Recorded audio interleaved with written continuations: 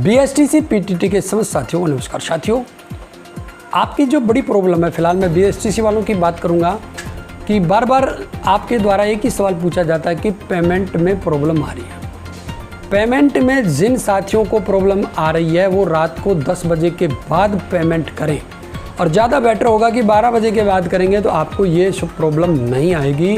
कुछ साथियों को सर्वर की वजह से उनके पेमेंट डिडक्शन में प्रॉब्लम आ रही है। ये साथियों इतना बड़ा इशू नहीं है, आप धैर्य रखें। जिनका फॉर्म फिल हो गया वो अब उनकी आईडी पासवर्ड से वापस लॉगिन करके और पेमेंट रात के 12 बजे के बाद करें। 100% आपका पेमेंट डिडक्ट हो जाएगा। अगला सवाल की परीक्षा कब होगी मैं आपको बता दूं।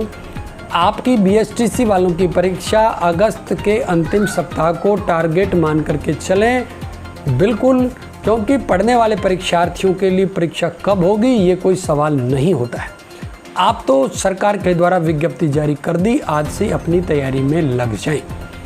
लेकिन फिर भी मैं आपको बता दूं, आप पहला टारगेट अगस्त के अंतिम सप्ताह को मान करके चलें।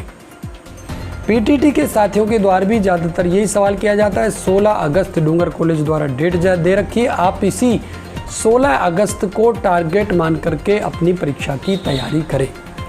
बीएसटीसी वाले साथी जिनका रिफंड अभी तक नहीं आया है, ऐसे साथी मैं फिर बता दूं, बीएसटीसी की तरफ से नोटिफिकेशन जल्द जारी होने वाला है, क्योंकि 24 मार्च को जैसे लॉकडाउन लगा था उससे पहले आपका जिनका रिफंड अटका हुआ था वो रिलीज होने वाला था, लेकिन लॉकडाउन की वजह से नहीं हो पाया।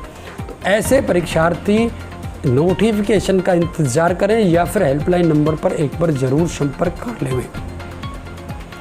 बीएसटीसी में मैं आपको बता दूं, ईडब्ल्यूएस ओबीसी जनरल वाले परीक्षार्थियों को केवल 17 कैटेगरी में ही स्कॉलरशिप दी जाती है, इसके अलावा अन्य को स्कॉलरशिप नहीं मिलती है। 17 कैटेगरी कौन सी हैं उसके लिए मैं डिस्क्रिप्शन में लिंक दे दूंगा, आप उनकी शर्तें नोट कर लें। इसके अलावा इनमें मैं थोड़ा सरसरी तौर पर बता दूं, विधवा परित्यक्ता, इनकी जो संतान है उनको ही इसके अंतर्गत छात्रवृत्ति देय होती है, सामाजिक परिवार कल्याण मंत्रालय के द्वारा, अन्य को नहीं मिलती है। छात्रवृत्ति के लिए आप सीधा स्कॉलरशिप पोर्टल पर जाके ऑनलाइन एप्लीकेशन फॉर्म कर दें, बेटर रहेगा। आप ई मित्र पर जाकर के एक बार इस संबंध में सलाह ज़रूर ले लें। बीएसटीसी के साथी फॉर्म भरते समय अपनी कैटेगरी में किसी प्रकार की गलती नहीं करें। ज़्यादातर परीक्षार्थी इस संबंध में गलती करते हैं। यदि आपसे भी गलती हो गई है तो बीएसटीसी के द्वारा जैसे ही फॉर्म के अंतिम दिनांक के बाद आपको एक मौका सुधार का दिया जाता है, उस संबंध में आप इसको ज़रूर ध्यान में रखें। विचलित होने की आपकी आवश्यकता नहीं है। ज़्यादातर साथी पूछते हैं कि जनरल ओबीसी एससी एसटी की कट ऑफ क्या रही जिसको हम टारगेट मान के तैयारी करें।